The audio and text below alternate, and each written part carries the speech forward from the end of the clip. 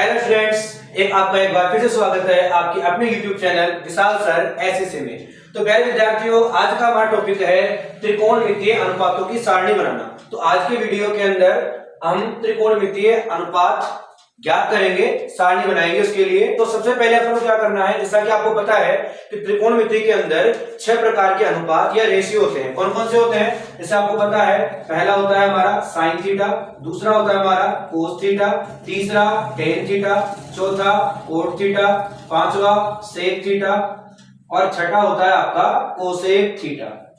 अब अपन क्या करेंगे, इन सभी का मान निकालेंगे अलग अलग कोणों पर। तो कुछ मानक कोण अपन यहां पर ले रहे हैं, जैसे मान लो 0 डिग्री है, 30 डिग्री है, 45 डिग्री है, 60 डिग्री है और 90 डिग्री है। इनका अपन मान निकालते हैं। तो मान निकालना बिल्कुल सिंपल है। आपको क्या करना है, केवल पहले आपको 0 से लेकर 4 तक गिनती लिखनी है। बोलो, लिख सकते हो क्या? हाँ, सभी लिख सकते हैं ना। इसके बाद क्या करना है आपको, अगली स्टेप में सब में 4 का भाग दे देना है। बोलो, दे सकते हैं ना? ठीक है। 4 का भाग देने के बाद लास्ट काम अपन को ये करना है कि सबके ऊपर आपको रूट लगा देना है, स्क्वायर रूट या वर्गमूल आपको लगा देना है। अब इसको हल कर लेना है, केवल आपका पहला मान आ जाएगा। देखिए क्या करते हैं, सबसे पहले लिखा हुआ है 0/4 का रूट। इसका मतलब ये होता है तो 0 का भी रूट है और 4 का भी रूट है। तो देखिए 0 का रूट आपको पता है 0 होता है और 4 का रूट यानी वर्गमूल 2 होता है। तो 0 में अगर 2 का भाग दोगे तो 0 आ जाएगा। तो आपने पहला ये हल कर लिया है, इसका जो आंसर आया है वो आपका 0 आया है। तो यहाँ अपन लिख देंगे इसका जो वैल्यू आई है 0 आई है। ऐसे अगले वालों को निकालेंगे। यहाँ 1/√4 है ना, तो 1/√4 का मतलब भी यही है कि 1 का भी रूट है और 4 का भी रूट है। 1 का रूट 1 ही होता है, 4 का रूट 2 होता है। तो सिंपल सा इसका हमारा जो वैल्यू आ गई है 1/2 साइन 30 की वैल्यू। इसके बाद अगला जो आपका 45 वाला है, इसमें लिखा हुआ है, इसका मतलब ये है कि 2 का भी रूट है, 4 का भी रूट है।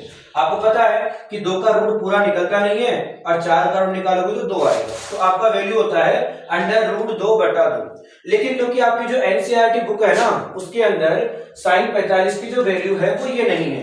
तो क्या वैल्यू है, कैसे निकालेंगे, जो किताब में है। तो आपको सिंपल सा ही देखना है कि ये जो आपका 2 है ना, आप इस 2 को बोल सकते हो √2 × √2। √2 से √2 कट जाएगा, तो सिंपल सा आपके पास बचेगा 1/√2। तो यहां आप लिख दोगे इसकी जगह 1 और बटे में लिखोगे √2। इसके बाद अगली वैल्यू को लेते हैं। अगली वैल्यू 60 वाली वैल्यू है हमारे पास, रूट में 3/4, मतलब 3 का भी रूट है, 4 का भी रूट है। 3 का रूट 3 ही होता है और 4 का रूट 2 होता है। तो आपके पास 60 की वैल्यू आ गई है √3 में 3/2। और लास्ट वाला आपके पास है 4/4 है ना, मतलब ये है कि 4 का भी रूट है और नीचे वाले 4 का भी रूट है। 4 का रूट 2, नीचे वाले का भी 2, 2 से 2 कटेगा एक बार। तो आपका सिंपल सा साइन की जो वैल्यू 90 की आ गई है 1। अब जब आपके पास साइन की वैल्यू आ जाएगी तो कोस की वैल्यू तो अपने आप ही आ जाएगी। बिल्कुल सिंपल तरीके से क्या करना है आपको, पहला जो वैल्यू आई थी साइन की, इस वैल्यू को उल्टा कर दो, कोस की वैल्यू आ जाएगी।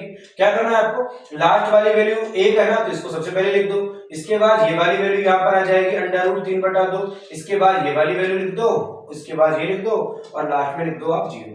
इसका सिंपल सा मतलब हो गया कि cos 0 का मान क्या है 1, cos 30 का मान क्या है √3/2, cos 45 का मान 1/√2, cos 60 का मान 1/2 और cos 90 का मान हो गया 0। बोलो, सिंपल तरीके से आ जाएगा। ठीक है।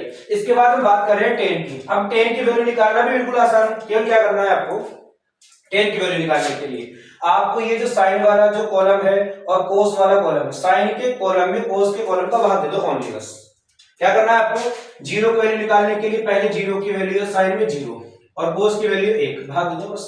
0 में 1 का भाग दो, कितना आएगा 0। तो आपके पास tan 0 की वैल्यू आ गई है 0। इसके बाद अगली वैल्यू 45 वाले 30 वाले की है, तो अपन इसके अंदर इसका भाग देंगे 1/2 के अंदर अपन भाग देंगे √3/2 का। तो सिंपल सी बात यह है कि बटे में संख्या सेम होने पर कट सकती है। तो यहाँ बचेगा 1/√3। यह आपका हो गया है 1/√3। इसके बाद में अगली वैल्यू को अपन लेंगे, तो अगली वैल्यू यहाँ पर भी 1/√2 है, यहाँ भी 1/√2 है। तो ये हो जाएगा 1/√2 बटे में 1/√2। यहाँ भी √2 से √2 कटेगा और 1 में 1 का भाग देने पर 1 आ जाएगा। ये आपका tan 45 आ गया है। बात कर रहे हैं अपन 60 की, तो यहाँ 60 की वैल्यू है √3/2 और cos 60 की वैल्यू है 1/2। यहाँ भी बटे में संख्या सेम है तो कट जाएगी, बचेगा √3 बटे में 1। तो √3 में 1 का भाग दोगे तो क्या आ जाएगा √3 और लास्ट में हमारा बच रहा है 1। तो आपको 1 में भाग देना 0 को।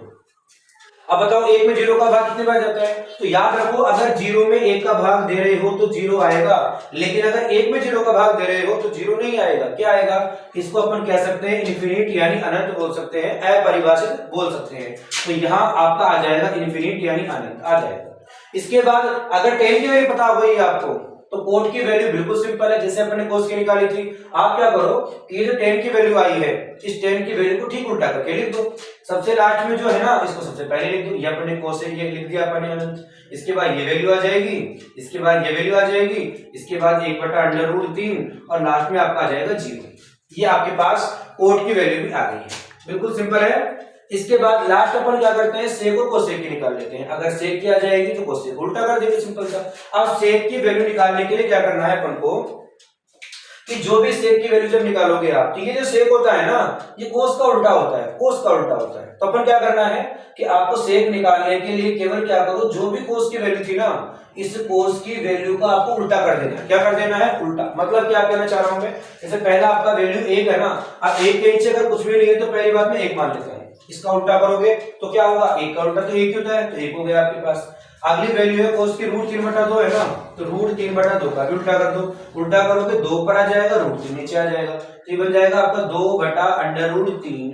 अगली वैल्यू है आपकी 1/√2, तो 1/√2 का भी उल्टा कर दो। उल्टा करोगे √2 पर चला जाएगा, 1 नीचे आ जाएगा, √2 में 1 का भाग दोगे तो √2 ही आ जाएगा। अगली वैल्यू पर लेंगे, अगली वैल्यू है 1/2, 1/2 का भी उल्टा कर दो। उल्टा करोगे तो 2/1 आ जाएगा, 2 में 1 का भाग कितनी बार जाएगा, 2 बार आ जाएगा। ये कोस सेक का 60 का मान आ गया है। और लास्ट में हमारे पास 0 का उल्टा करो। अब 0 का उल्टा करेंगे मतलब 0 के नीचे कुछ नहीं तो 1 मानो आप। अब उल्टा करो इसको तो 1/0 हो जाएगा। 1 में 0 का भाग कितनी बार जाता है, अपरिभाषित है, यानी कि अनंत बार जाएगा। और जब सेक का मान आ जाए तो कोस सेक का मान उल्टा कर दो। तो यहाँ आपका पहले आ जाएगा इनफिनिट, इसके बाद आ जाएगा 2, इसके बाद अगली वैल्यू √2, इसके बाद ये आ जाएगी 2/√3 और लास्ट में आ जाएगा आपका 1। इस तरीके से आप बिल्कुल सिंपल तरीके से और कुछ ही मिनटों के अंदर बिल्कुल त्रिकोणमितीय अनुपातों की सारणी आराम से बना सकते हो। तो आप एक बार इसको प्रयास कीजिए और मेरा यह विश्वास है कि आपको ये पक्का सारणी बनानी आ जाएगी। परीक्षा में इससे संबंधित जो भी प्रश्न पूछे जाएंगे वो आपको बिल्कुल सही तरीके से आप निकाल पाओगे। आई होप कि आपको आज का वीडियो पसंद आया होगा। अगर आपको वीडियो पसंद आया है तो आप लाइक कीजिए, चैनल को सब्सक्राइब कीजिए। मिलते हैं अगले वीडियो में, तब तक के लिए जय हिंद, जय भारत, बेस्ट ऑफ लक।